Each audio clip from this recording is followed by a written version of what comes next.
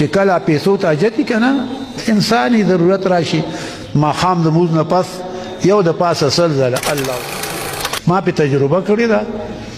لس پنځه شل ځله به مې ویلي تجربه مې په کړې ده تاسو دپاره نو به دا وایئ الله به ستاسو جیب نه خالي کوي که ډېره جد دي که نه چې نه ښه حالات مې ښي نو بیا استغفر خوش قسمت تاسو له د الله تعالی ګوره پیغمبر تاسو ته دعا کوي ملائکی تاسو ته دعا کوي مؤمنان تاسو ته دعا کوي هغه پرېږده میان کبان تاسو ته دعا کوي میږي په ځمکه کې تاسو ته دعا کوي په هوا کې مرغۍ تاسو ته دعا کوي نو موږ تاسو به څه کوو موږ به علم کې کوشش کوو بس چې الله تعالی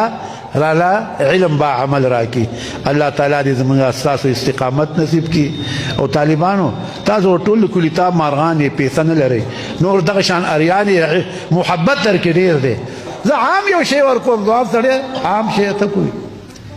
شوم سړی مې ډېر بد شي ځکه حدیث کې راځي شوم د الله دشمني د خلکو هم دشمني دوزخ ته نږدې شوم مې بد شي نو موږ سخیان یو خدا د خلک موږ پیژني نه کوي دی وایي شومان دي موږ شومان نه یو خدای مو غار کا موږ دومره سخیان یو موږ خو د علم لنګرې ورکوو پوه شي او ورسره د ډوډۍ لنګرې هم ورکوو خانه خو دی نه پوهېږي دی وایي دی شومان نو طالبانو ما کې شمواله نشته دی هر عالم کې شمواله نه ښه نو تاسو ته یو خبره کوم بیا به په کار راځي اوس خو تاسو هم د کرکڼې سرکونه نه پیژنئ خو وروسته به په کار راځي چې کله پیسو ته حاجت وي که نه انساني ضرورت راشي ماښام د مونځ نه پس یو د پاسه سل ځله الله صمد وایئ الله صمد الله صمد الله صمد یو د پاسه سل ځله دا وایئ ما پې تجربه کړې ده لس پنځه شل ځله به مې ویلي تجربه مې پې کړې ده تاسو دپاره نو به دا وایئ الله به ستاسو جیب نه خالي کوي ګزاره به دې کېږي د ته نور څه کې ته څه جیزونه اخلې ځان له خو بس ستا ګزاره کېږي بس سبق وایه علم ښیه او که ډېره جد دي که نه چې نه ښه حالات مې ښي نو بیا استغفر الله الذي لا اله الا هو الحي القيوم دا زور وایي ښه طالبان دې زور وایي هو الحي اللي که نه تاسو حیل وایي زور ځکه دا زوره فضله دی امال فضله دی مطالبه مال زل راځي ښه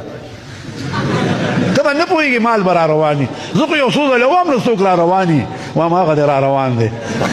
تاسو ته چل خیم وای خدای مو خوار نه که ځان کلک کوي ښه ځان کلک کوي دې کې خو قرآن کې خپله الله وایي تستغفروا ربكم انه كان غفارا يرسل السماء عليكم مدرارا ويمددكم باموال ګوره قرآن خپله ورته وایي الله وایي ويمددكم باموال امداد به وکړم د مالونو ستاسو